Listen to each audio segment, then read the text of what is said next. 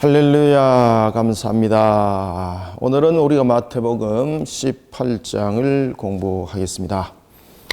자, 우리가 이제 마태복음 18장은 이 사건적 전개가 예수님이 순환사를 통해서 제자들을 깨우치고 그리고 말씀을 전가할 때에 예수님의 제자들은 무슨 생각을 하고 있었을까요?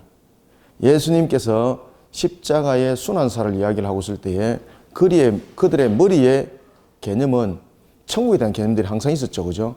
그리고 그들이 가지고 있는 이 천국 개념이라는 것은 일반적인 유대인들이 가지고 있는 그러한 내세적 사상들이 매우 강하게 지배를 하고 있었습니다.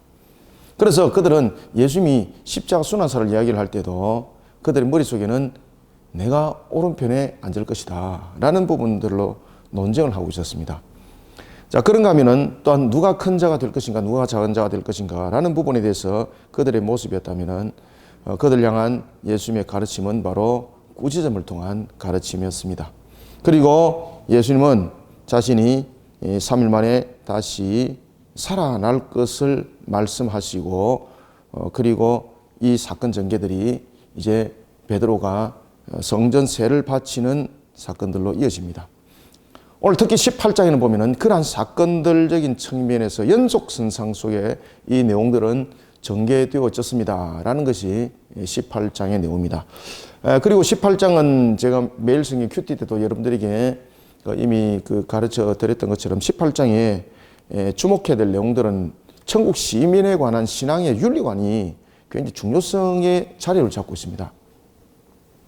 예수님께서 말씀하시고 있는 이런 천국의 신앙관, 윤리관은 어떤 모습이 되어야 되는가? 그러면 제자들이 가지고 있는 그런 천국에 관한 신앙관과 윤리관들은 어떤 속에 놓여 있는가라는 것을 우리가 오늘 비교를 해볼 수가 있어야 됩니다.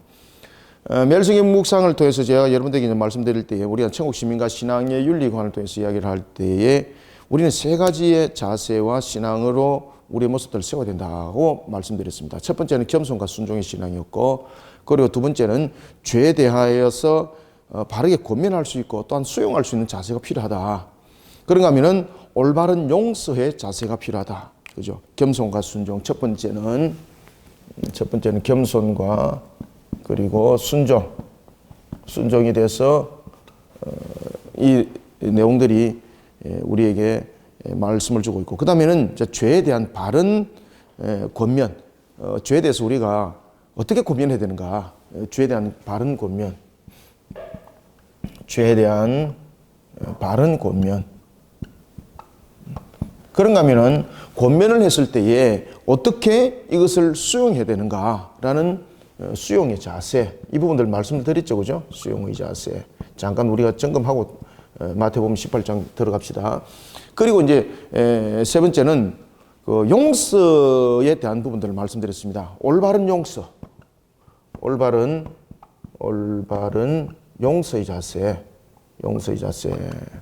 이런 부분들을 왜 예수님께서 말씀하셨는가 하면은 이 자체가 우리가 가지고 있는 하나의 신앙관입니다.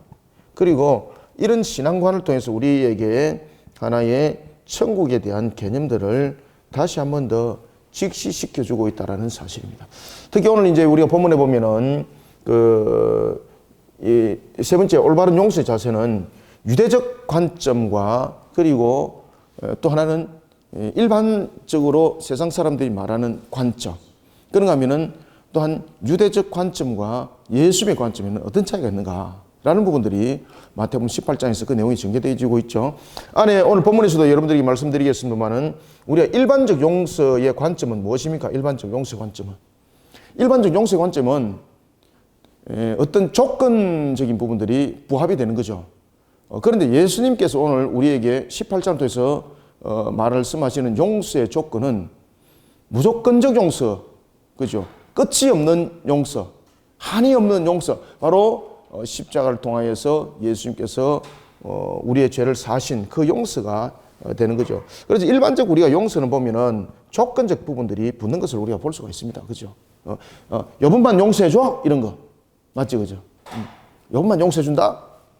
그럴 때에 일반적 용서와 유대적 관점의 용서는 뭔가 하면은 이 유대적 관점의 용서는요, 세 번의 용서가 굉장히 관용적 측면을 담고 있습니다.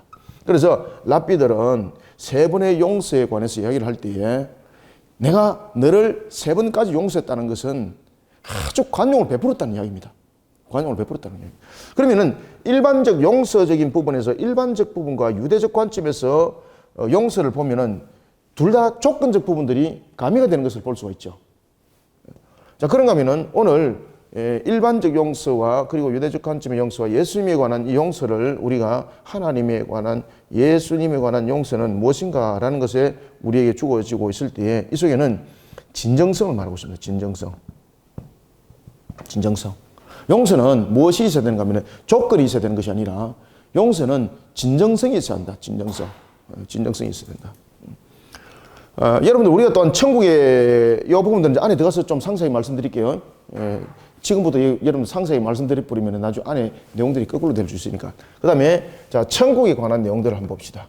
천국은 우리가 그 일반적 사고적인 측면에서 일반적이고 유대적인 관점 속에와 그리고 하나님께서 우리에게 말씀하시는 천국에 관해서 이 내용들은 무엇이 차이가 있는가라는 것을 봅시다.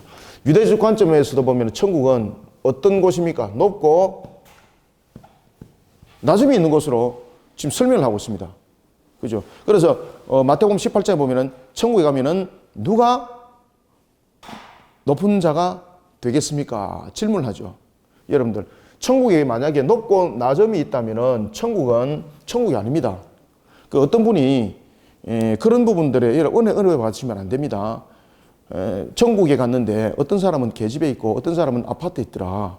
아파트인데 누구는 일반적 그 맨션에 있고 어떤 사람은 정말로 호화로운 그런 부분에 있더라. 그래서 이래 보니까 천국에 계집에 있는 사람은 이 땅에서 하나님의 말씀에 극히 순종한 자가 아니라 덜 순종한 자고, 그 다음에 맨션에 있는 자는 그 사람보다도 더 열심히 했던 자들이었고, 그 다음에 아주 좋은 아파트에 사는 사람들은 정말로 헌신적으로 했던 사람이더라. 그러니까 여러분들은 그런 좋은 아파트를, 천국을 여러분들은 이 땅에서 헌신적 자세를 통해서 미리 사셔야 됩니다. 일하면서 사람들 은혜 받습니다. 이게 여러분 죄입니다, 죄. 이게 여러분 왜 죄인가 하면요, 천국은 높고 낮음을 말하는 것이 아닙니다, 여러분들요. 천국은 하나님의 속성이 존재하는 곳입니다. 여러분, 하나님의 속성 속에 무엇이 있습니까? 공평성이 있죠. 그죠? 동등성이 있죠. 그 다음에 하나님의 속성 속에 무엇이 있습니까? 사랑이 있죠. 분명히 공의 속에는 분명히 면류관도 있습니다. 우리가 생명의 면류관이 있는가 하면은 또한 우리가 높음에 대한 면류관도 있습니다. 분명히 전도에 대해 상이 있다 그랬습니다. 근데 그 상은요, 높고 낮음이 아닙니다. 천국에는 우리가 높고 낮음을 말한다면 제자들이 여러분들 천국에 대한 개념 가지고 높고 낮음 가지고 시기하고 질투하고 싸웠잖아요. 그럼 그들의 천국 개념이 바로 이런 개념이거든요. 그리고 그분도 간증했던 내용들이 바로 뭔가 하면은 천국 개념 속에서 시기 질투하게 만드는 것이거든요. 그럼 그건 천국 아닙니다. 지옥입니다. 왜 그렇습니까? 갈등을 느끼게 만드는 거죠. 쉽게 말하면은 삶의 자체에서도 높고 낮음을 보게 만드는 거죠. 그럼 그건 천국이 아닙니다. 그러면 천국에서는 어떤 부분인가 하면요, 낮아짐이 아니라 높아짐이 아니라 존경함입니다. 존귀하게. 그래서 면류관을 받고 상급을 받는 자를 향해서 칭찬하는 거예요. 야, 너무너무 부럽다. 그러니까 칭찬하는 사람도 높고 낮음 속에서 시기와 질투가 아니라 그를 칭찬하기를 기뻐하는 거예요. 그죠? 그래서 명성적인 부분들이 강조를 되고 있다는 것을 여러분이 반드시 기억하셔야 됩니다. 예수님께서는 이 천국에 관해서 이야기를 하고 있을 때에 분명히 이 천국에 대해서는 하나님의 속성 속에 이 천국은 운영되어지고 그리고 만들어진다는 것을 우리에게 가르쳐주고 있습니다. 그래서 이런 부분들도 우리가 오늘 18장을 통해서 간략하게 한번 우리가 묵상을 해보도록 하겠습니다. 1절부터 우리가 내용을 한번 보고 내용들을 전체적으로 전개해 나가도록 하겠습니다. 자, 18장 1절. 자, 1절 먼저 한번 읽어보고 제가 말씀드릴게요. 시작. 그때에 제자들이 예수께 나와 이르되 천국에서는 누가 크니까? 아멘. 자, 여기서 벌써 문제가 생긴 거죠. 여러분들, 천국에서는 누가 크니까라고 말할 때에 이 제자들의 관점은 바로 일반적 관점 속에서 높고 낮음을 말하고 있는 거죠. 그러면 천국에서 무엇이 성립이 되는 겁니까? 시기와 질투와 그리고 서로 간의 경쟁적인 의식이 성립이 됩니다. 그럼 그건 천국이 아닙니다. 천국에 만약에 부족함이 있고 시기와 질투함이 있고 그 속에 갈등이 조장이 된다면 그건 천국이 아닙니다. 이 천국은 하나님의 창조의 회복을 말하고 있고, 이 천국은 하나님의 속성 속에 만들어진 완전한 다스림이 있는 곳입니다. 완전한 다스림이 있는 곳입니다. 따라서 이 천국은 제자들의 관점 속에서 누가 높고 낮음이 있습니까? 누가 크니까? 라고 말하는 것은 비교급적인 측면에서 내용들을 담고 있습니다. 그러면은 이들이 가지고 있는 이 천국관은 바로 어떤 천국관을 가지고 있었을까, 여러분들? 천국에 대한 진정한 천국관을 가지고 있는 것이 아니라 그들이 가지고 있는 지상에 대한, 지상 천국에 대한 내용들을 담고 있죠. 그리고 그들이 이 지상 천국에 대해서 내용들을 담고 있을 때 이것은 예수님께서 예루살렘에 입성했을 때의 자신들의 상황적인 측면을 지금 담고 있는 것 아니겠습니까? 오늘 18장 1절에도 보면 그때라는 것은 어떤 내용인가 하면 순환사를 깨닫지 못하고 천국에서 누가 큰지를 다투고 있을 때였습니다. 그때에 그들이 예수님께 이렇게 질문했고 예수님께서 그들을 이제 가르쳐 나갔던 겁니다. 이때가 시간적 관점에서 우리가 본다면은 십자가에 예수님께서 죽임을 당한 그런 유월절 어린 양으로 바쳐져 어린 양으로 못 박힘을 받는 날로부터 한 어느 정도 여러분 시간이 전의 시간일까요?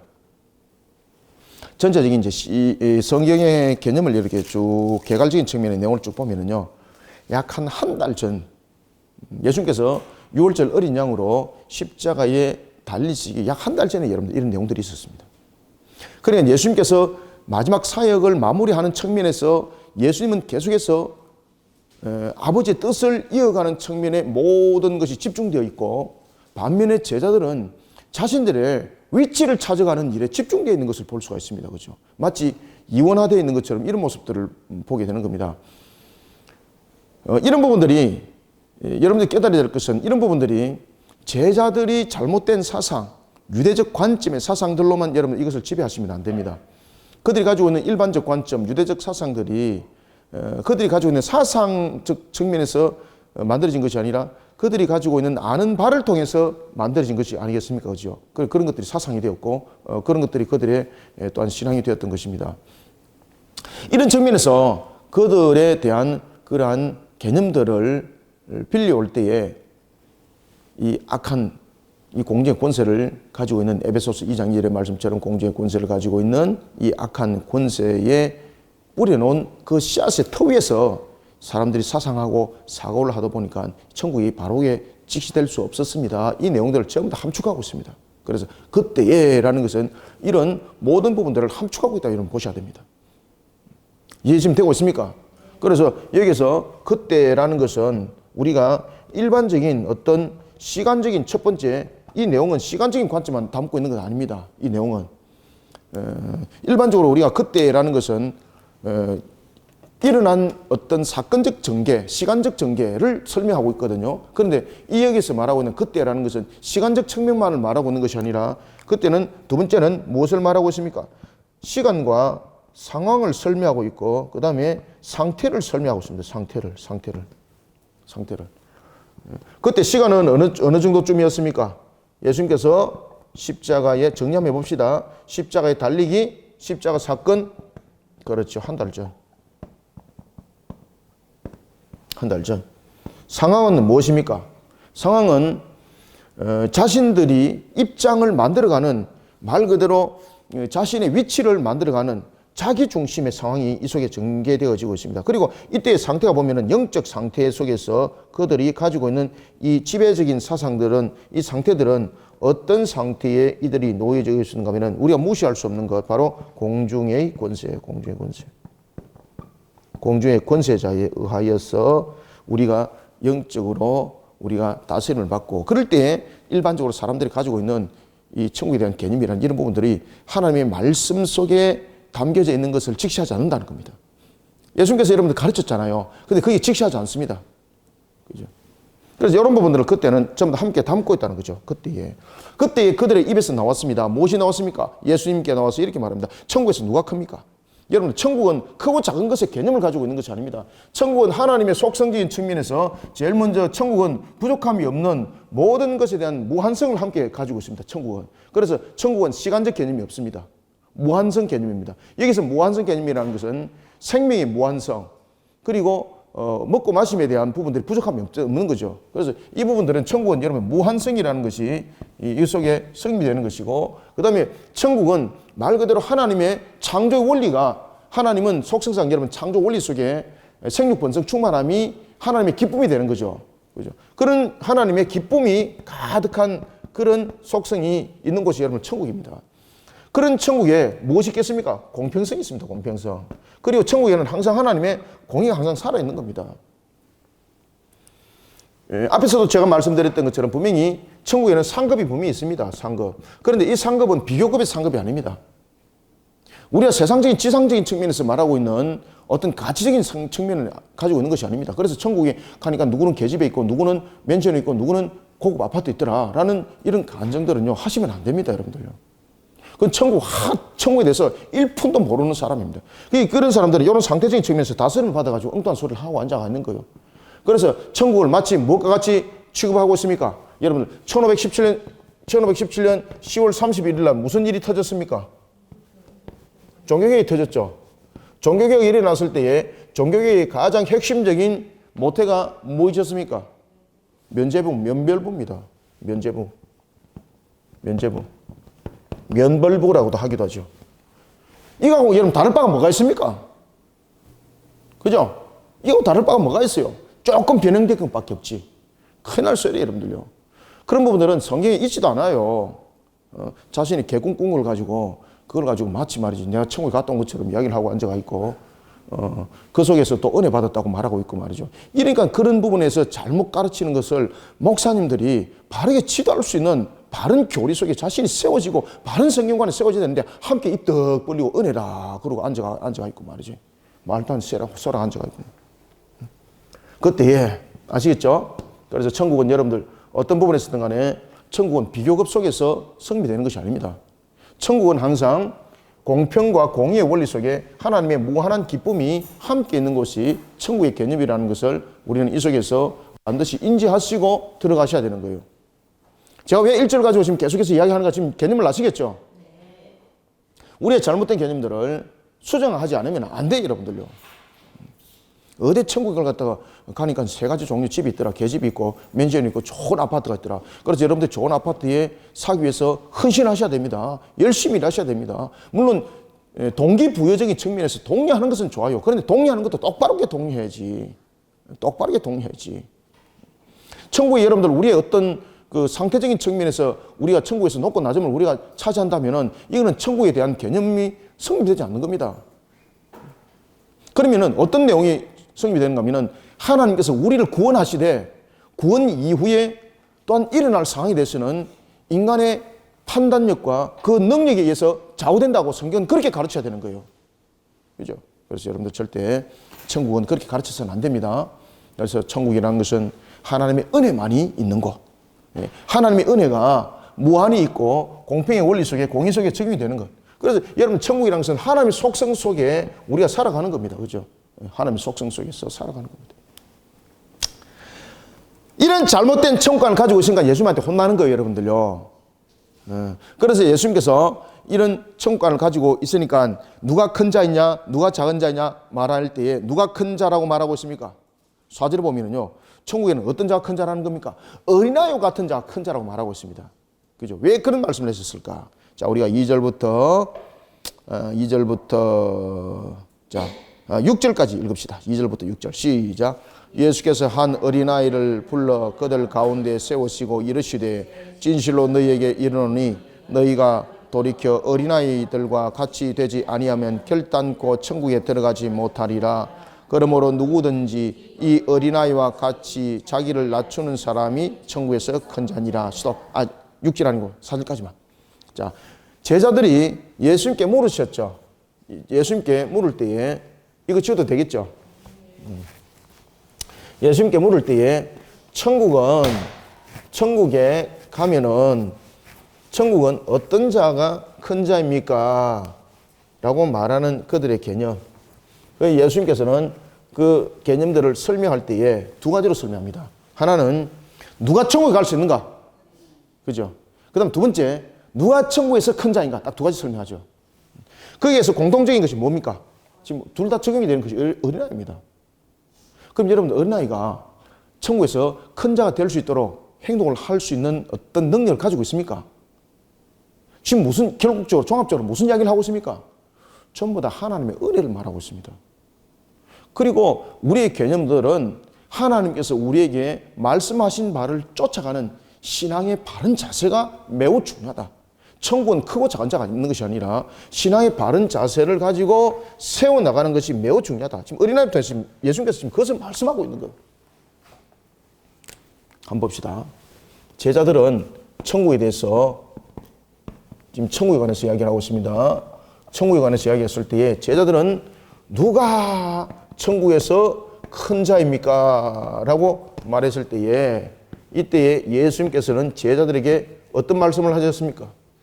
누가 라고 말할 때에 천국에 갈 수 있는 조건을 먼저 말합니다. 누가 라고 말할 때 예수님께서는 천국에 갈 수 있는 조건을 말하고 있는 겁니다.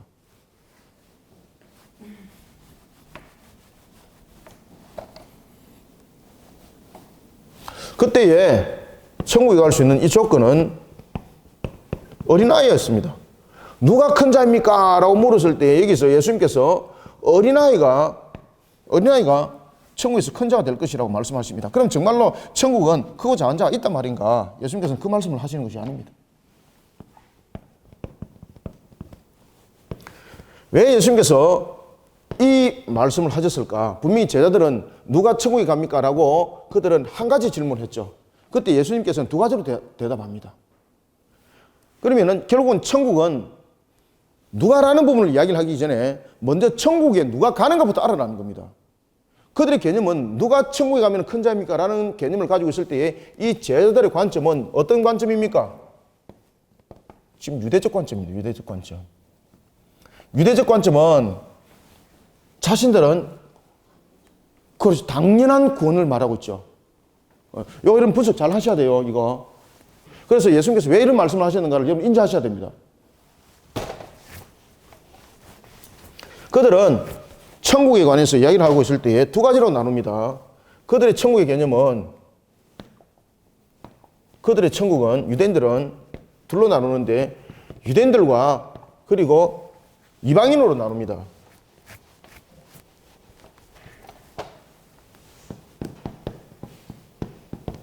유대인들은 천국은 당연상이고 이방인들은 천국을 못 가는 겁니다. 그래서 그들이 예수님께 천국에 관해서 물었을 때에 지금 이 내용은 생략시켰습니다. 어떤 내용만 가지고 이야기했습니까? 지금 당연한 상황을 가지고 지금 이야기를 한다는 거죠.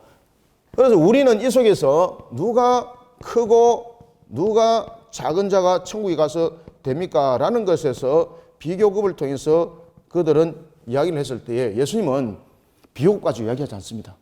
천국에 갈 수 있는 조건을 말하고 있습니다. 너희들은 먼저 똑바로 알아야 된다. 누가 천국에 가는지 알아야 된다. 유대인이라서 다 천국 가는 것이 아니고 이방인이라서 천국에 가지 못하는 것이 아니고 어린아이와 같은 자가 천국 간다. 이걸 먼저 가르칩니다. 그러면 예수님께서 이 어린아이를 통해서 어떤 내용들의 비유를 담고 있을까요? 죄사함입니다. 죄사함. 천국에 가는 제일 먼저 첫 번째 조건은 어린아이를 통해서 죄사함을 이야기를 하고 있습니다. 죄사함. 어린아이와 같이 라고 말하고 있는 것은 돌이켜 어린이들과 같이 되지 아니하면이라고 말하고 있죠.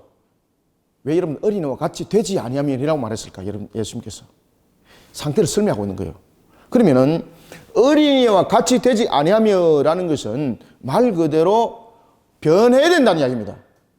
완전한 변화를 말하고 있습니다. 여기서 어린아이라는 것을 통해서는 어떤 내용을 담고 있는가 하면 완전한 변화. 그래서 여기서 완전한 변화는 바로 무엇입니까? 죄사함입니다. 죄사함. 따라서 어린아이와 같이 어린아이 맞습니까? 글자. 제가 필자가 너무 안 좋아가지고 죄송합니다. 어린아이와 같이라는 것은 먼저 너희들이 천국에 대한 개념을 똑바로 알아라는 겁니다. 먼저 천국은 완전한 변화 속에서 가는 것이라는 거죠. 그럴 때의 완전한 변화는 지금 이 어린이를 통해서 어른을 비유를 하는 겁니다. 자신들의 개념 속에 사로잡혀 있는 자들, 자신의 개념 속에서 살아왔던 자들, 그러면서 그들이 죄악 속에서 살아왔던 모습, 그러니까 이 속에서 말하고 있는 건 어린이가 죄가 없다는 소리가 아닙니다.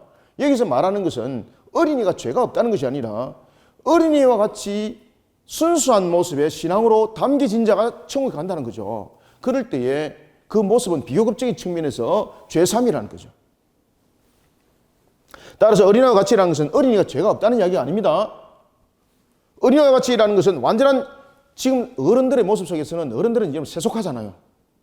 대표적인 것이 여러분 세속화, 찌들어 문틀어져 있는 그런 죄악 속에서 살아가는 모습. 그래, 그런 모습 속에서 완전한 변화를 일으켜야 된다는 거죠. 그럴 때 먼저 천국에 가는 자가 먼저 성립이 되고, 그 다음에 그래서 예수님께서 그 이야기를 하시는 거예요. 어린아이를 불러놓고 어린아이와 같이 되지 아니하면이라고 말하고 있는 거예요. 이게 무슨 뜻이라고요? 완전한 변화를 일으켜야 된다는 겁니다. 그래서 천국에 가는 것은 제일 먼저 우리는 천국에 높고 낮음을 말하기 전에 너희들이 천국에 가야 갈 수 있는 그 조건들을 먼저 너희들은 알아라. 우리가 세속 속에 담겨있는 그런 모습 속에서는 갈 수 없다. 그래서 여기서 어린아이는 어린이가 죄가 없다는 이야기가 아니고 완전 변화를 비유적인 측면에서, 비유급적인 측면에서 말씀을 주고 있습니다.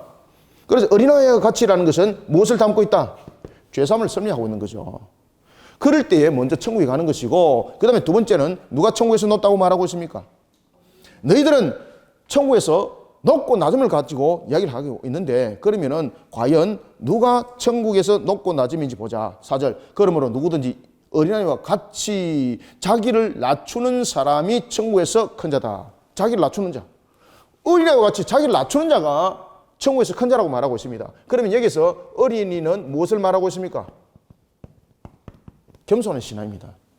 따라서 천국은 높고 낮음이 있는 것이 아니라 겸손과 순종의 신앙으로 자신을 세워나가는 자고, 그런 어린이가 천국에서 높은 자다라고, 천국에서 큰 자다라고 이렇게 말하고 있는 것입니다. 따라서 여기에서 말하고 있는 것은 어린아이와 같이 볼품없고 그런 모습 속에 있는 자라도 그 자가 높은 자라는 겁니다. 큰 자라는 겁니다. 그러면은 이 어린아이는 바로 큰 자라는 개념 속에서 보면은 겸손한 신앙, 순종하는 신앙으로 세워진 천국의 모습인 거죠. 그래서 천국에서는 하나님 앞에 겸손이고 하나님 앞에 순종이에요. 그리고 이 어린아이를 누가 지금 보호하고 누가 다스리는 겁니까? 하나님이에요. 하나님. 그래서 천국이라는 것은 하나님 품 안에 있는 거라는 거예요. 하나님 품 안에 있는 거. 하나님 품 안에 있는 거. 근데 너희들이 볼 때 어린이는 어떤 개념을 가지고 있습니까? 어린이는 개수 안에도 들어가지 못하는 개념입니다. 그 다음에 어린이는 지식의 개념으로 말하고 있지 않습니다. 힘의 개념도 없습니다. 그러면은 천국에서 높은 자리를 차지할 수 있는 자신의 능력은 도대체 없습니다. 그런데 천국에서 큰 자라고 말하는 거예요. 결국은 무엇을 말하고 있습니까? 천국은 모두 다 하나님의 품 안에서라는 하나님의 속성을 담고 있는 거예요. 하나님의 속성을. 그래서 천국은요, 우리 모두가 다 큰 자입니다. 높고 낮음이 있는 것이 아니에요. 우리 모두가 큰 자예요. 누구보다도 큽니까?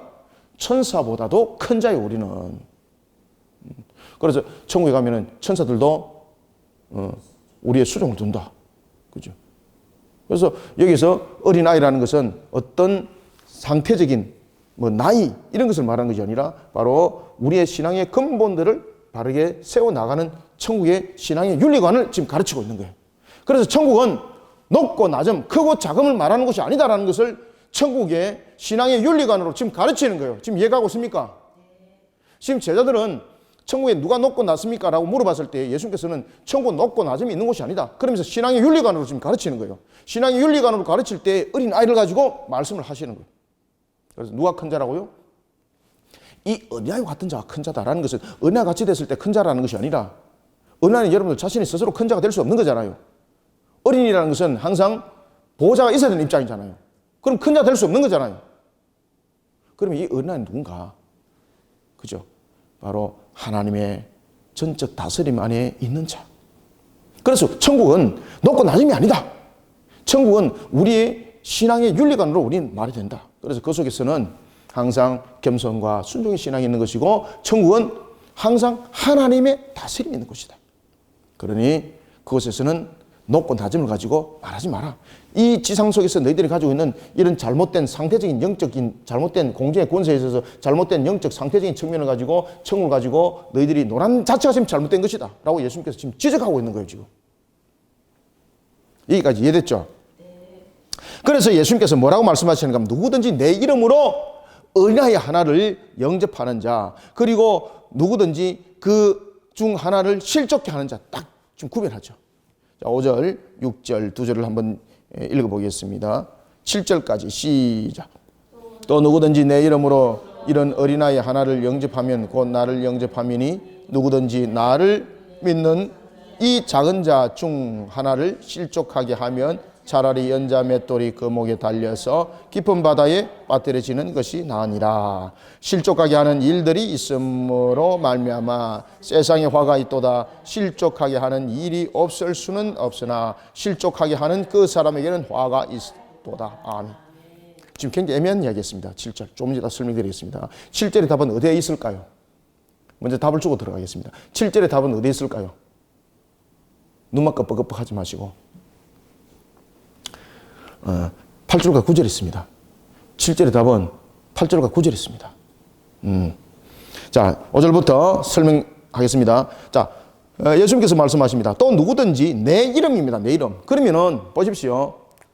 천국에 관해서 이야기를 하고 있을 때에 어린아이 말씀하셨고, 어린아이라는 부분을 통해서 죄사함에 대한 완전한 변화를 말씀을 줬고, 그 다음에 천국은 높고 낮음이 있는 것이 아니라 항상 겸손과 순종하는 신앙 속에 하나님의 다스림이 있는 것이다. 그죠? 보호자가 하나님이라는 거죠. 왕이신 하나님. 그분이 우리의 보호자라는 거죠. 그런 측면에서 우리는 모두 다 공평과 그런 원리 속에서 큰 자가 되는 겁니다. 이런 부분에서 큰 자는 비호급이 아닙니다.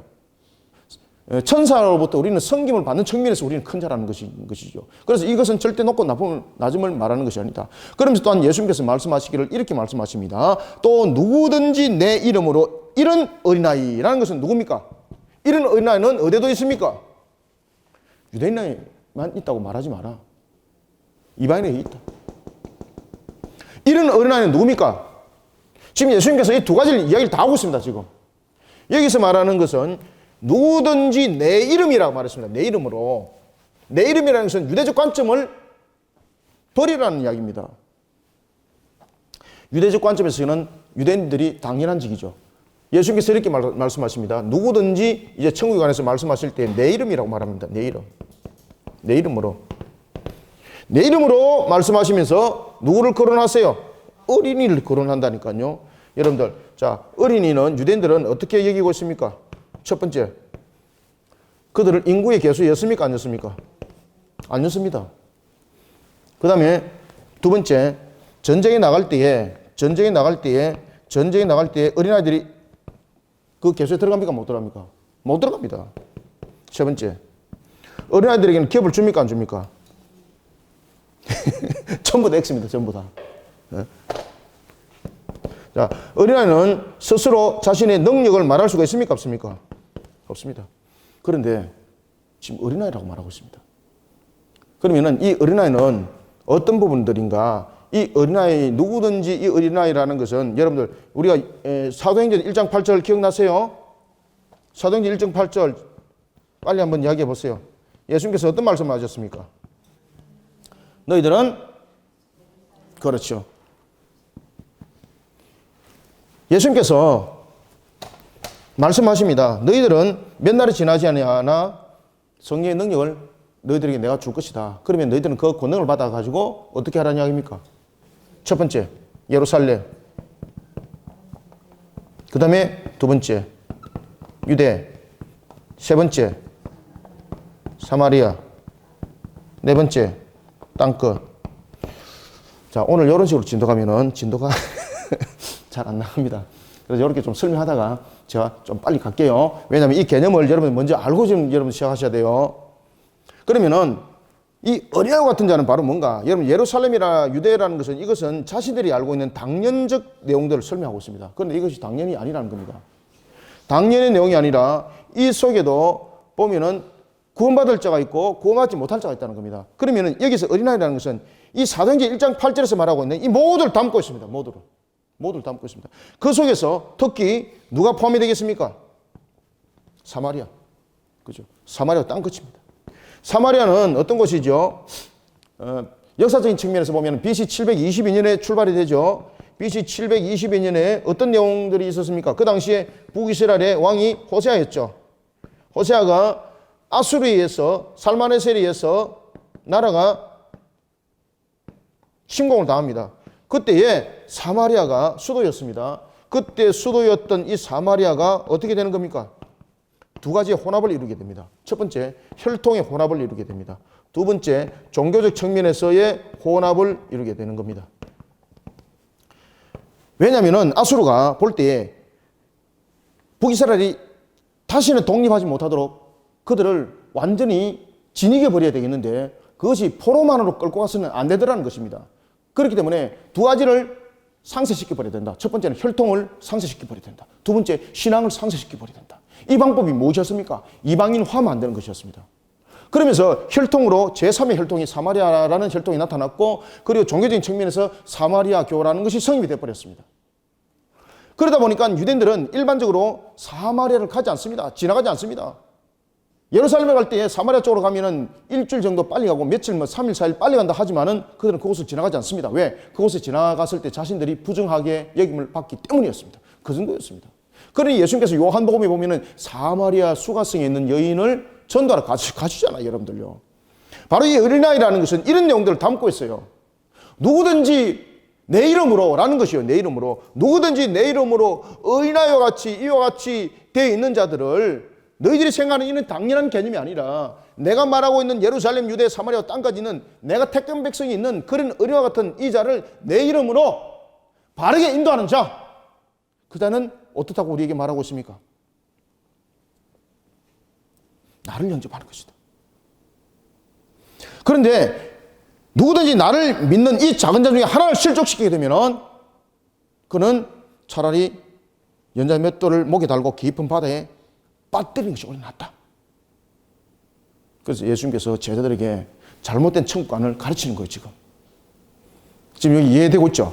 그래서 이 어린아이라는 것은 첫 번째는 하나의 신앙적 측면에서 구원에 대한 것을 내용을 담고 있고, 또한 두 번째는 그들이 당연이라고 생각하고 있고 그들은 당연히 아니라고 생각했던 그런 이방인들까지도 내 이름으로 하나님께서 그들을 구원하시기로 선택하셨고, 그리고 그들을 내 이름으로 인도하는 것이 너희들의 주장이 아니라 나의 명에 따라서 해야 되는 것이다. 그래서 내 이름으로라는 것은 사마리아에 있는 이들을 너희들은 등한시해야 되는 것이 아니고 땅끝까지 있는 이들을 너희들이 등한시해야 될 것이 아니다. 이들을 만약에 버린다면 너희들은 차라리 연자 맷돌을 목에 메고 너희들은 깊은 바다 물속에 빠져 죽는 것이 오히려 낫다. 그렇죠? 왜 그렇습니까? 이들을 천상적인 측면에서 제외해 나갔다는 것은 하나님의 뜻을 함께하지 않는다는 뜻입니다. 그러면은 이들은 누구에게 속한 자들이라는 이야기입니까? 하나님의 일을 한다면서 마귀에 속한 자라는 이야기예요. 마귀에 속한 자. 그래서 지금 오늘 본문에 보면은 심판을 받을 것이라 말씀하시지 않아요. 그래서 가증한 그런 옷을 입고 주의를 한다고 떠들지 말라는 이야기입니다. 따라서 그러면 우리는 6절에 보면 누구든지 이 작은 자 중 하나를 실족하게 하면 차라리 연자 맷돌이 그 목에 달려 깊은 바다에 빠뜨려지는 것이 나을 것이다. 그런데 7절 보세요. 실족하게 하는 일들이 있음으로 말미암아 세상에 화가 있도다. 그런데 실족하게 하는 일은 없을 수가 없다. 그런데 실족하게 하는 그 사람은 화가 있다. 이 말이 됩니까? 지금 이게 무슨 말인가 하면은 우리가 믿음 속에 달려가다 보면은 때로는 우리가 실족할 수도 있고 다른 사람을 실족시킬 수도 있다는 겁니다. 그래서 예수님께서 그것을 하나님이 다 받아들인다는 것이 아닙니다. 그런데 무슨 말씀하시는가 하면 그 실족하는 그 사람이 화가 있다는 겁니다. 화가 있다는 겁니다. 그러면은 이 실족을 막을 수 있는 방법을 하나님께서는 우리에게 은혜를 베풀어 주셨다는 겁니다. 그러면 우리는 실족하지 않기 위해서는 어떻게 해야 되는가라는 걸 가르쳐 주는 거예요, 예수님께서. 그러면 실족하지 않기 위해서는 어떻게 해야 되는가 하면요, 먼저 첫 번째, 세상의 욕망을 버리라는 겁니다. 여러분, 세상의 욕망을 우리가 어떻게 버릴 수가 있습니까? 그래서 이 실족하지 아니하는 방법은 내 이름으로라고 말씀하신 것처럼 우리가 십자가 신앙으로 안 세워지면 안 된다는 겁니다. 십자가의 신앙으로. 여호와의 신앙으로, 십자가의 신앙으로.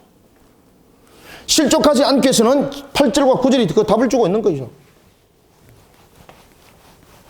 이해가 살살 되고 있죠, 이제.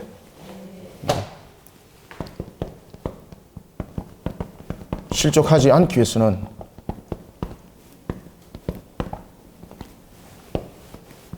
십자가 신앙이 되어야 된다는 거죠.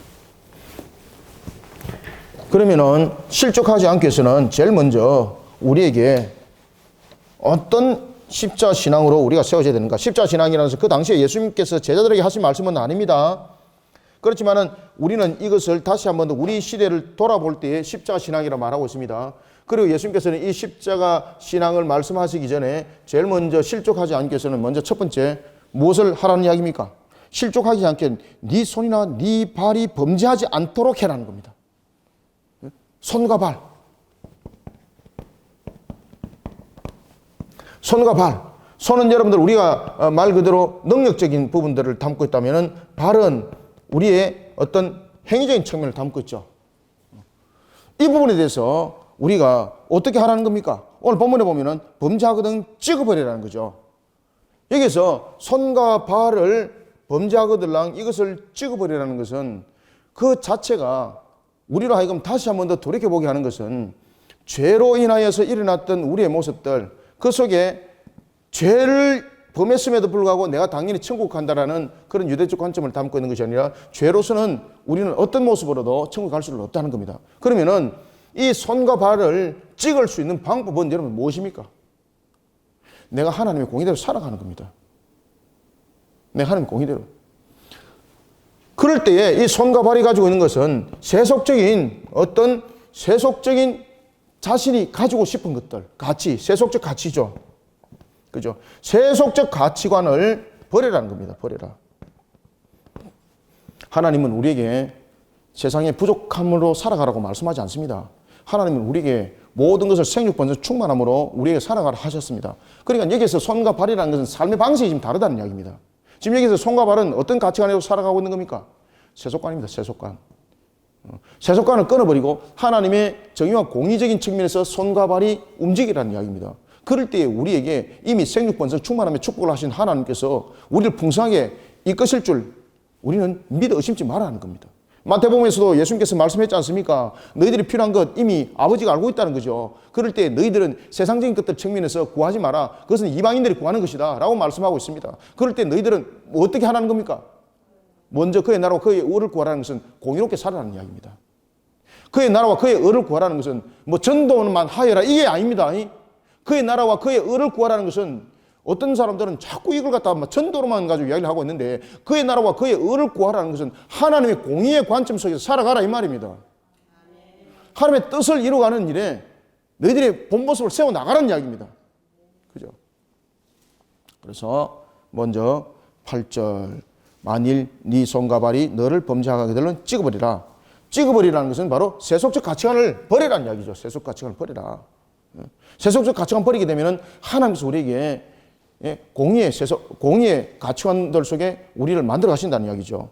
그리고 장애인이나 다리 저는 자로 영생에 들어가는 것이 두 손과 두 발을 가지고 영원한 불에 던져지는 것보다 낫다. 딱 그러죠. 그 다음에 두 번째 무엇을 하라는 겁니까? 네 눈. 여러분들 이 눈을 빼면 되겠습니까 이거? 이 눈은 무엇입니까? 눈은 무엇이죠? 눈은 보는 거죠. 우리가 보는 것을 통해서 무엇을 받습니까? 유혹을 받는 거죠. 지금 여기서 네 눈이 범죄하거들랑 눈을 빼버리라고 말하고 있습니다. 다시 말하면은 결국은 유혹을 피하려고 하면은 유혹을 받지 않고자 하려면은 유혹을 피해야 된다는 이야기입니다. 그럴 때에 우리가 유혹을 맞설 수 있는 능력은 무엇이겠습니까? 어떤 측면에서 우리는 유혹을 맞설 수가 있는 겁니까? 성령의 다스림의 사람 되어야 됩니다. 성령의 다스림의 사람.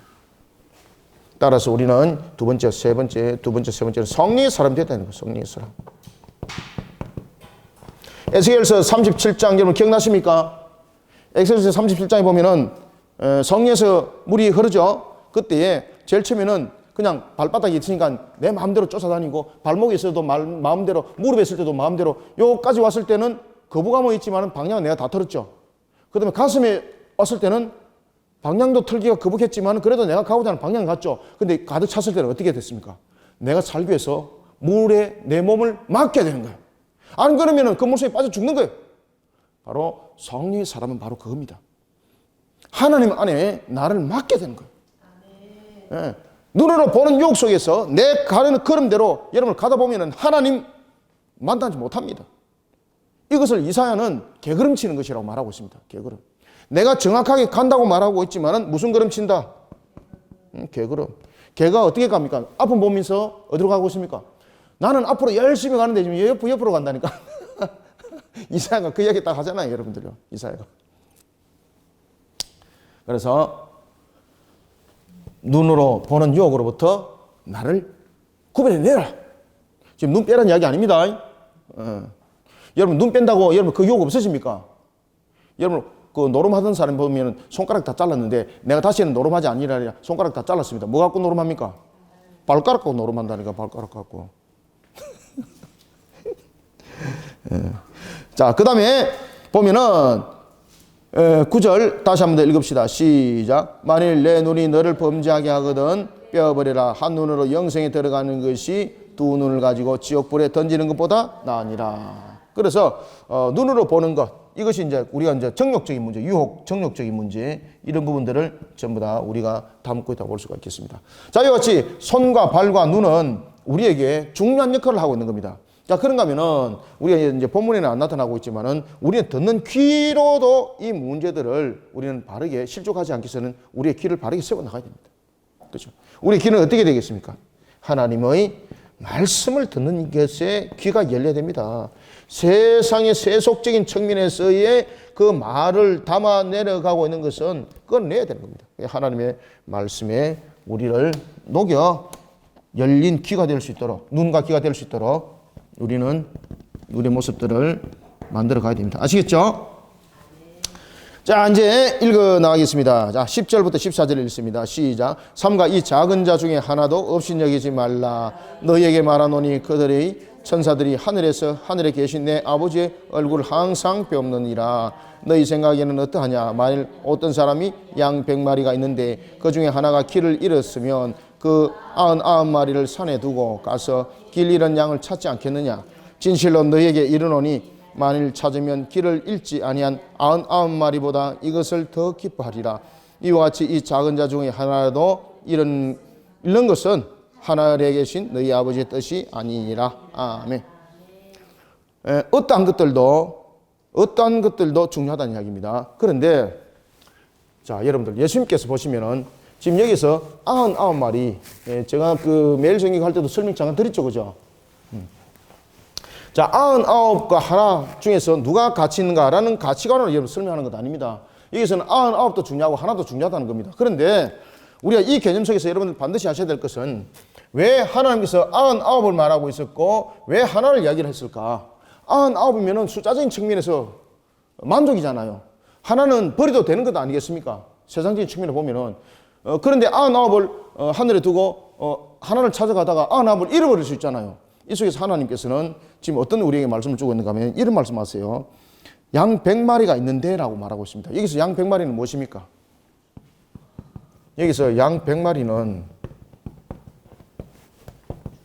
하나님께서 구원하시기로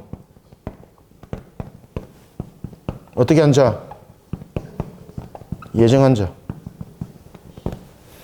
이 양 100마리는 하나님께서 구원하시기로 예정한 자입니다. 그러면은 이 99은 지금까지 복음 속에서 부름받은 자들입니다. 남은 하나가 있습니다. 그때에 그 99을 산에 두고 길 잃은 양을 찾으러 갑니다. 그러면 이 99을 늑대가, 이리가, 곰이, 사자가 잡아먹으러 올 수 있잖아요. 그러면 이 99마리를 산에 뒀다는 것은 철저하게 빼앗김을 당하지 않도록 하나님께서 그 막을 쳤다는 이야기입니다. 그럼 이 말은 무슨 이야기입니까? 하나님께서 구원하시기로 예정한 자는 어떤 관계 속에서도 마귀에게 빼앗김을 당하지 않고 하나님께서 천국에 데려간다는 이야기예요. 그래서 그 아우스티누스도 그 이야기를 하고 있었고 루트도 그 이야기를 하고 있었고 칼빈도 그 이야기를 하고 있지 않습니까? 그런 부분들이 교리적인 측면이 이 내용 속에서 설명되어 주고 있는 겁니다. 그래서 99이라는 것은 하나님께서 구원하시기로 예정한 자입니다. 구원받았습니다. 그런데 산에 두었습니다. 그리고 하나를 찾아 나갔습니다. 그러면은 99은 무방비상자 될 수 있는 거잖아요. 곰에게, 사자에게, 늑대에게, 이리에게 잡혀 먹을 수 있는 것 아니겠습니까? 그런데 산에 두었다는 것은 뭔가 하면 절대 빼앗김을 당하지 않는 조치를 취했다는 이야기입니다. 다시 말하면 이 내용을 통해서 예수님께서는 무엇을 말씀하시고 계십니까? 하나님께서 구원하시기로 예정한 자에 대한 절대적 구원. 이 99을 통해서는 무엇을 말하고 있다? 첫 번째, 절대적 구원.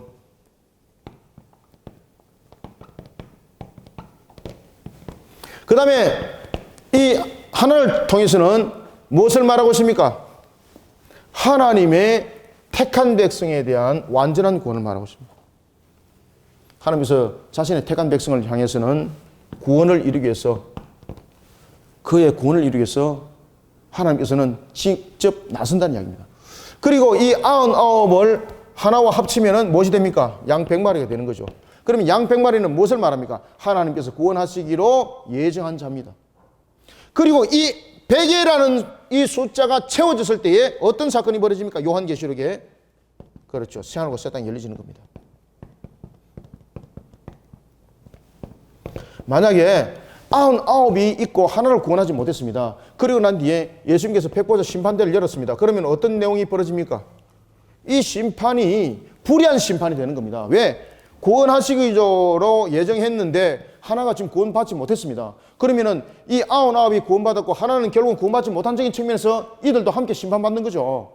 그럼 여러분들 이게 내용이 복잡해집니다. 복잡해지는 것이 아니라 하나님의 완전성, 그 속성에도 맞지 않습니다. 따라서 이 한 마리를 찾는다는 것은 하나님께서 자신이 구원하시기로 예정한 자에 대해서 반드시 구원한다는 이야기입니다. 반드시. 이거는 절대적 구원을 말하고 있다면 반드시 구원한다는 거, 반드시.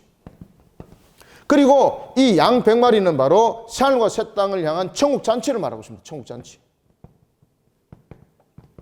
천국 잔치. 이 개념들 여러분들 아시겠죠? 그래서 오늘 본문에도 보면은 99마리보다 이것을 더 기뻐한다는 것은 하나가 더 중요하다는 것이 아닙니다. 왜냐하면 99을 가지고 천국 잔치가 할 수 없는 거죠.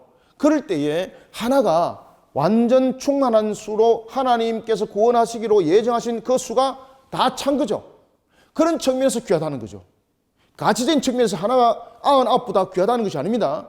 이것은 결국은 양 100마리예요. 양 100마리는 하나님께서 구원하시기로 예정한 자를 말하고 있는 것이고, 그리고 하나님께서 구원하시기로 예정한 이 하나가 구원 반열에 들어서지 못함으로 99이 천국잔치를 하지 못하는 거죠. 그러니 하나가 얼마나 귀하겠습니까? 이 뜻입니다. 하나님께서는 반드시 구원하신다는 거죠. 반드시 구원하셔서 새하늘과 새 땅의 잔치를 통해서 그들에게 기쁨을 만끽하도록 하는 것이 누구의 뜻이다? 아버지의 뜻이라는 것이 아버지의 뜻이다. 그러니 14절 이와 같이 이 작은 자 중에 하나라도 잃는 것은 하늘에 계신 아버지의 뜻이 맞다 아니다? 아니다. 그러니 너희들이 이방인 관계 속에 구원이 없다 말하지 마라. 너희들은 천국에 관해서 마땅히 너희들은 천국의 백성인 줄을 착각하고 있고, 이 속에서 너희들은 높고 낮음을 말하고 있는데 오해하지 마라. 착각하지 마라. 그렇게 설명하고 있는 겁니다. 자, 이런 속에 이제 천국 시민의 신앙의 윤리관을 우리에게 설명해 주고 있다면, 이제 두 번째로 죄에 대한 바른 권면과 수용의 자세를 말씀하고 있습니다. 그러면은 천국은, 그리고 또한 기본적인 그런 천국의 개념을 가지고 있는 자들은 용서에 대해서 어떤 개념을 가지고 있어야 되는가? 우리는 어떤 용서를 받고 있는가? 유대인들에 관해서 이야기를 하고 있는 겁니다. 이 비유적인 측면에서, 이방인과 유대인적인 측면에서, 비유적인 측면에서 이야기를 함께 담고 있는 겁니다. 여러분들, 유대인은 1만 달란트 빚진 자입니까? 100데나리온 빚진 자입니까? 다 똑같습니다. 우리는 주님 앞에 전부 다, 모든 사람들은 전부 다 1만 달란트 빚진 자들입니다. 그럼 1만 달란트를 여러분 금액적인 측면으로 따지면은요, 약 한 7조 원 정도 이상 되는 겁니다. 우리는 그런 은혜를 받은 자라는 것을 알으라는 겁니다. 그래서 이 부분들을 우리가 한번 보도록 하겠습니다. 자, 15절부터 자, 20절까지 읽고 제가 종합적으로 말씀드립니다. 시작. 네, 형제가, 죄송합니다. 저 데나리온 빚진 것은 요 사건 이후에 제가 설명드릴게요. 그 다음에 요거는 이제 절대적 용서 부분에 대해서 이제 말씀하는 겁니다. 절대적 용서. 그러니까, 올바른 용서 자세가 무엇인가에 대한 부분들을 세 번째 설명하기 전에 죄에 대한 바른 권면, 두 번째는 죄에 대한 바른 권면을 제가 설명드리겠습니다. 자, 15절부터 20절까지 읽읍시다. 시작. 내 형제가 죄를 범하거든 가서 너와 그 사람과만 상대하여 권고하라. 만일 들으면 네가 내 형제를 얻은 것이요, 만일 듣지 않거든 한두 사람을 데리고 가서 두세 증인의 입으로 말마다 확정하게 하라. 만일 그들의 말도 듣지 않거든 교회의 말하고 교회의 말도 듣지 않거든 이방인과 세리와 같이 여기라. 진실로 너희에게 이르노니 무엇이든지 너희가 땅에서 매면 하늘에서도 매일 것이요 무엇이든지 땅에서 풀면 하늘에서도 풀리리라. 진실로 다시 너희에게 이르노니 너희 중에 두 사람이 이 땅에서 합심하여 무엇이든지 구하면 하늘에 계신 내 아버지께서 그들을 위하여 이루게 하시리라. 두세 사람이 내 이름으로 모인 곳에든 나도 그들 중에 있느니라. 아멘. 자, 형제가 죄를 범했으면 어떻게 되는가? 여러분, 형제가 죄를 범했으면 어떻게 되겠습니까? 유대인들은 일반적인 측면에서 용서를 관용이라 생각하고 있습니다. 내가 베풀어 주는 것. 일반적인 측면에서 관용이라 생각하고 있습니다. 그래서 랍비들은 세 번에 대한 용서는 내가 크게 그에게 관용을 베풀었다. 이것을 상징하고 있는 겁니다. 그러니 우리가 일반적으로 세 번 이상 용서한다는 것은 인간적 한계를 넘어서는 큰 관용을 베풀었다는 뜻이죠. 그런 측면에서 예수님의 제자들은 이렇게 묻습니다. 우리가 형제가 죄를 범했을 때에 어떻게 해야 되겠습니까? 라고 이미 그들이 마음속에 다 담고 있었죠. 예수님께서 딱 지적을 합니다. 네 형제가 죄를 범하거든 가서 너의 사람과만 상대하라. 그죠? 먼저 우리가 죄에 대해서 용서를 구할 때에 제일 먼저 첫 번째 우리에게 성립이 되는 것은 뭔가 하면은 형제가 죄를 범했습니다. 그러면은 이 죄에 대해서 첫 번째 어떻게 되는가 하면은 먼저 권면해라.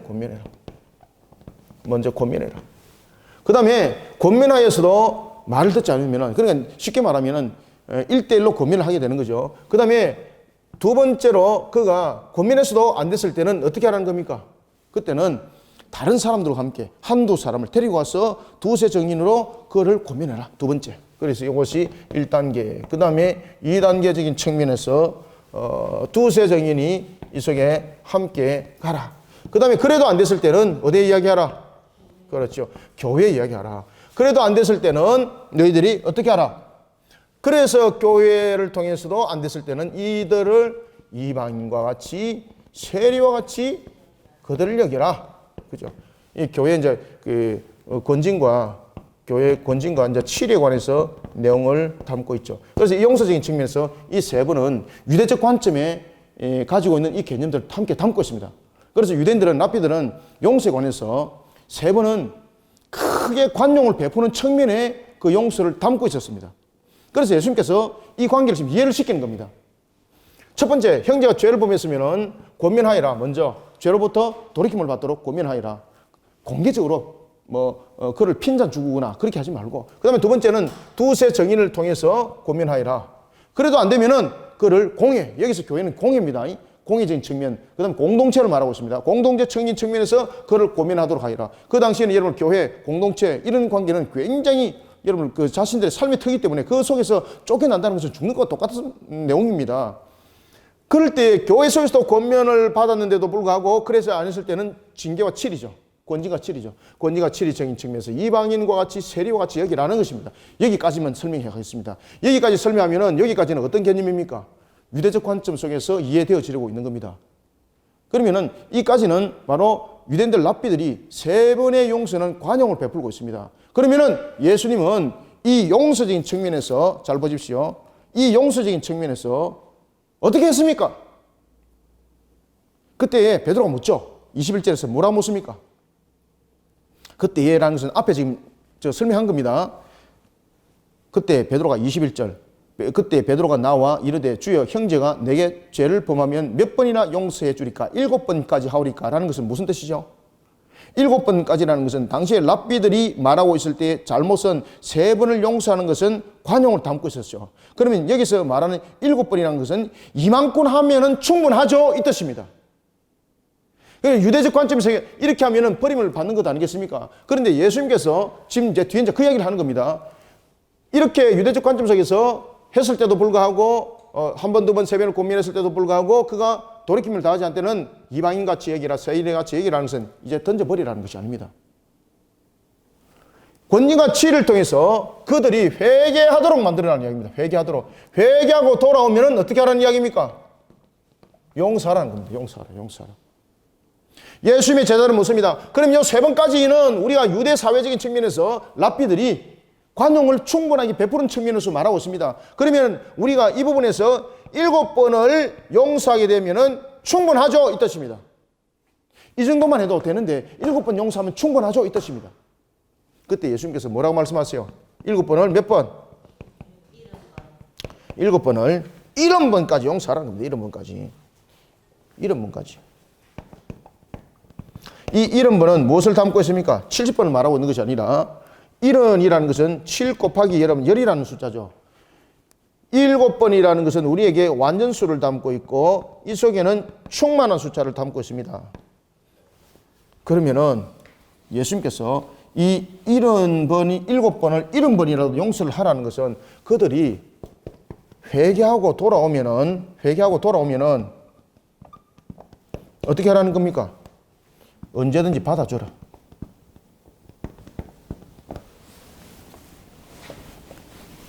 그래서 예수님께서 여기서 말하고 끝낸 것도 아닙니다. 여기서 말하고 이방인과 같이 여기라, 세리같이 여기라 라는 것은 그렇게 징계 7일 하여서 내쫓아라는 이야기 아닙니다.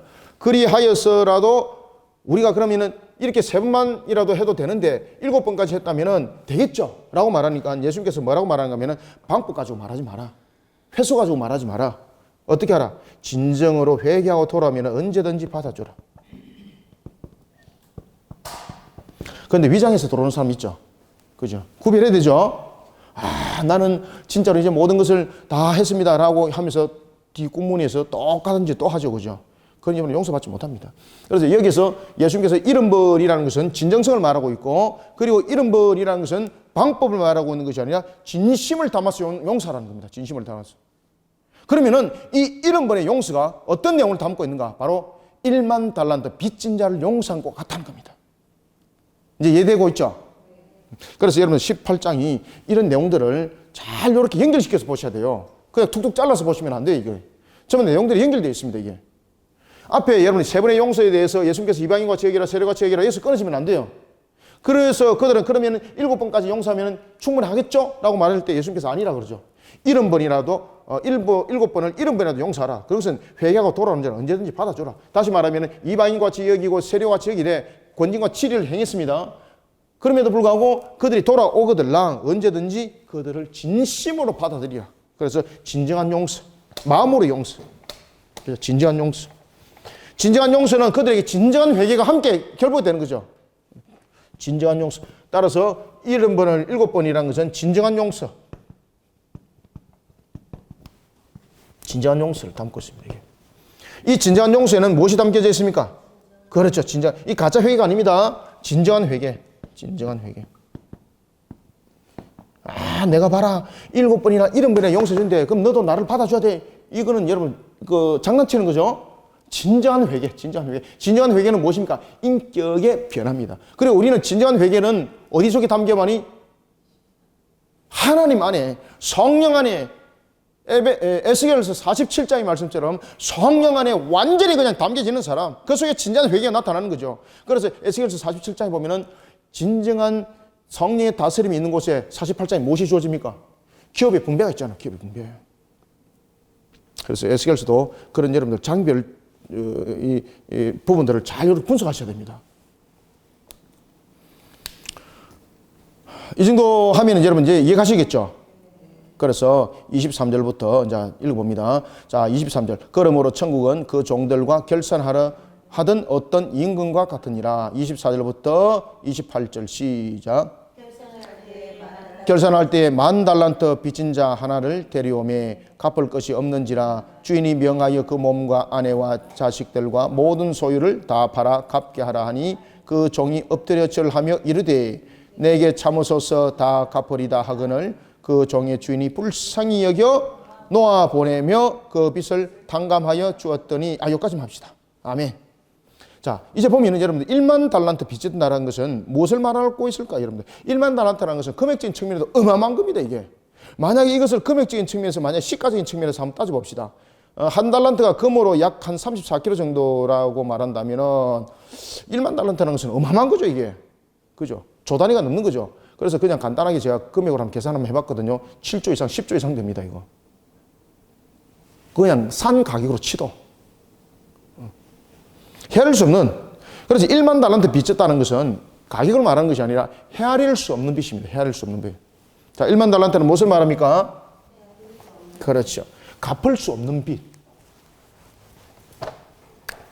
1만 달란트란 것은 헤아릴 수 없는 빚.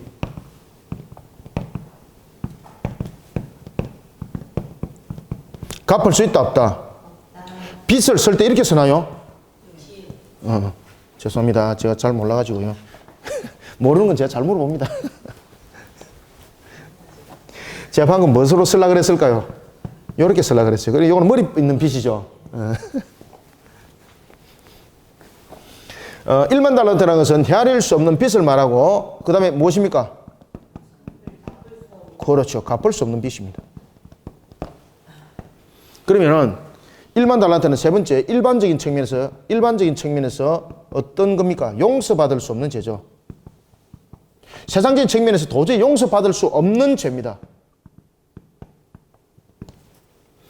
예수님께서 우리 인류를 향해서 우리는 1만 달란트와 같이 빚진 그런 자들이었습니다. 그런 우리를 예수님께서 십자가를 지시고 이 1만 달란트를 빚을 갚으신 거예요. 이 1만 달란트. 그런데 우리는 이런 한없는 은혜 속에 우리는 그러한 은혜를 입은 우리는 하물며 형제를 돌아보기를 맥살을 잡는 자 되지 말라는 이야기입니다. 따라서 그들이 나에게 잘못을 했을 때도 다시 주님의 관점으로 돌아보고 주님의 십자가 신앙으로 그들을 품을 안고 그들로 하여금 잘못한 것을 깨닫도록 앞에 보면은 고민하고, 지금 여기 반복적으로 되는 거죠. 고민하고 또 고민하고 또 고민해라. 그리고 그들이 이방인 취급해서 회개하고 돌아오거든. 이라는 것은 충분한 회개를 하고 돌아올 수 있도록 그들에게 길을 열어주고 진성 있게 그들에게 마음으로 품는 자, 그런 신앙 속에 우리는 세워져야 된다. 그런데 이런 1만 달란트 빚진 자가 500데나리온을 갚지 않는다 그래서 맥살 잡고 이렇게 말합니다. 네 오늘 이거 다 갚아. 너 당장 갚지 못하면은 너는 여기서 갈 수 없어. 라면서 옥에 가둬버렸다는 겁니다. 이 소식을 주인이 들었습니다. 얼마나 괘씸한지. 그래서 주인이 이렇게 말합니다. 나는 너가 평생 갚아도 갚지 못하는 그런 헤아릴 수 없는 빚, 갚을 수 없는 빚, 정말로 용서받을 수 없는 그 죄를 내가 용서해 줬는데 너는 그렇게 은혜를 받고도 너는 자신의 받은 은혜는 망각하고 너 중심으로 모든 것을 풀어나가는구나. 우리가 여러분을 예수 그리스도 은혜로서 우리가 은혜를 받았습니다. 죄사함을 받았습니다. 그런 우리 속에 또한 주님의 가슴으로 주님의 사랑으로 우리를 표현해낼 줄도 알아야 된다는 이야기입니다. 이게 천국 시민의 윤리입니다. 이것이 천국 시민의 신앙의 삶의 윤리입니다. 이름 적어놔놓고 돌 던지고 뭐 이런 거 하면 안 됩니다.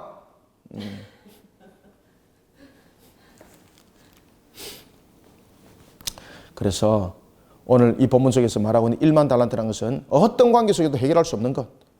그도 갚을 길이 없다 그랬잖아요. 25절 갚을 것이 없는지라 그 몸과 아내와 자식까지 모든 소유까지 다 팔아서 갚으라 했지만은 이것도 팔아도 갚을 수가 없더라.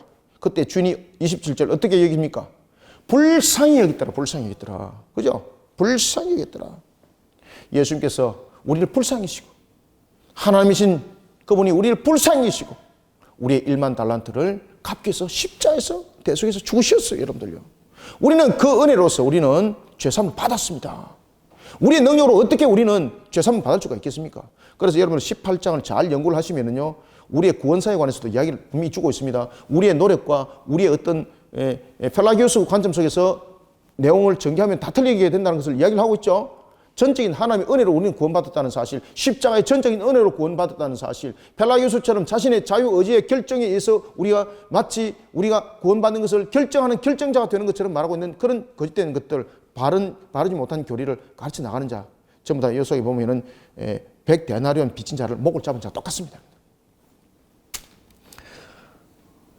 그는 불쌍히 여김을 받았습니다. 탕감을 다 받았습니다. 28절부터 자 32절까지 30절까지만 읽습니다. 28절 30절 시작. 그 종이 나가서 자기에게 100데나리온 빚진 동료 한 사람을 만나 붙들어 목을 잡고 이르되 빚을 갚아라 하며 그 동료가 엎드려 간구하여 이르되 나에게 참아 주소서 갚으리다 하되 아멘. 그 빚을 갚도록 옥에 가두거늘. 아멘. 지금 여기에서 여러분들 100데나리온도 작은 금액이 아니죠. 우리가 일반적으로 보면은 뭐 한 데나리온이 한 사람의 뭐 하루 그 노동의 분량이라고 말하고 있으면 이 100데나리온 대단한 거죠. 이 100데나리온 같으면은 보통 우리가 임금으로 계산한다면은 한 3개월 내지 4개월의 임금이죠. 맞습니까? 맞나? 맞죠? 예, 맞습니다. 맞습니다. 한 3개월 정도, 한 3, 4개월 정도 임금입니다. 왜냐하면 1데나리온이 하루 노동이니까 100데나리온 이러면은 100일이 되잖아요. 100일. 그러면은 한 석 달 반 정도 이렇게 되잖아요. 이것도 작은 돈은 아닙니다. 그죠? 예. 100데나리온 빚진 동료를 잡았습니다. 그리고 여기서 목을 잡습니다. 여기서 동료라는 것은 서로 아는 사이죠. 빚을 갚아라. 29절. 그 동료가 뭐라고 말합니까? 나에게 참아주십시오. 내가 갚겠습니다. 라는 것은 그 사람 형편이 아주 어렵다는 이야기입니다. 예. 지금 갚지 못할 이런 형편이 되어 있다는 이야기입니다. 그러면 그를 형편을 알고 품어주고 용서할 수 있는 그런 신앙의 천국 시민의 윤리를 우리는 가지는 자가 되다는 이야기입니다. 그래서 26절에 보면은 자신의 상황과 자신의 상태에 대한 동일한 부분들을 비춰보지 못하고 불쌍히 여김을 받은 자가 더 큰 불쌍히 여김을 받은 자가 오히려 그 더 작은 것에 자신이 팔려가는 것을 볼 수가 있습니다. 그 소식을 주인이 들었습니다. 용서받지 못하는 거죠. 30절 허락하지 아니하고 이에 가서 그가 빚을 갚도록 옥에 가두었거늘. 여기서 옥에 가두었거늘라는 것은 빚을 갚도록이라는 것은 기간을 두고 갚으라는 것이 아니라 너 당장에 갚아 이 말입니다. 너 당장에 갚아. 그래서 당장에 갚아라는 부분에서 그냥 선전포고만 한 것이 아니라 옥에 가둬버렸다는 거죠. 아주 악하게 행동했다는 겁니다. 그때 31절부터 35절 마무리하고 읽습니다. 시작. 그 동료들이 그것을 보고 몹시 딱하게 여겨 주인에게 가서 그 일을 다 알리니 이에 주인이 그를 불러다가 말하되 악한 종아 네가 빌기에 내가 네 빚을 전부 탕감하여 주었거늘 내가 너를 불쌍히 여김과 같이 너도 내 동료를 불쌍히 여김이 마땅하지 아니하냐고 주인이 노하여 그 빚을 다 갚도록 그를 옥졸들에게 넘기니라. 너희가 각각 마음으로부터 형제를 용서하지 아니하면 나의 하늘 아버지께서도 너희에게 이와 같이 하시리라. 아멘. 주인이 그 소식을 듣고 그를 빚을 다 갚을 때까지 너는 빠져나가지 못한다. 옥에 가둬버렸습니다. 갇혀버렸습니다. 그럼 이 사람 평생 못 나가는 거죠. 예수님께서 이렇게 말씀하십니다. 35절. 너희는 각각 마음으로부터 형제를 용서해라. 이게 천국 백성의 시민의 윤리입니다. 우리가 십자가로 구원을 받았습니다. 그런데 나는 그렇게 악한 속에서 구원을 받은 나는 이방인들 향해서 복음 전하기를 꺼려합니다. 지나가면서 이렇게 말합니다. 그 사람들은 복음 전할 필요가 없어요. 인간이 덜 돼 먹었어요. 이렇게 한다. 주님께서 말씀하십니다. 너는 그때 인간 만들어져 갖고 너는 구원 받았냐? 그죠? 그러니까 예수님께서 이 18장을 통해서 마무리할 때에 천국 시민의 신앙의 윤리관이 어떻게 세워져야 되는가? 용서받은 자로서 용서하는 그런 마음가짐을 가져라. 이러기 위해서는 또다시 말씀드립니다. 성령의 사람이 되어야 되는 거예요. 성령의 사람. 아시겠죠? 성령의 사람이 되어야 돼요. 에스겔서 47장의 말씀처럼 성령의 사람이 되어야 되는 거예요. 성령의 사람이. 그리고 오늘도 우리는 십자가 신앙으로 우리의 근본들을 바르게 만들어가고 바르게 갖춰가는 우리 성도들이 되시길 바랍니다. 그래서 18장은 뚝뚝 잘라서 보시면 안 됩니다. 제가 말씀드렸던 것처럼 쭉 이어서 보는 것이 좋습니다. 짧은 시간에 내용들을 여러분들에게 말씀드렸습니다. 혹시나 이 속에서 질문이 있으신 분들은 저한테 말씀 주시면요. 보다 더 상세하게 제가 글로 써서 말씀을 드리도록 그렇게 하겠습니다. 오늘은 여기까지 하겠습니다.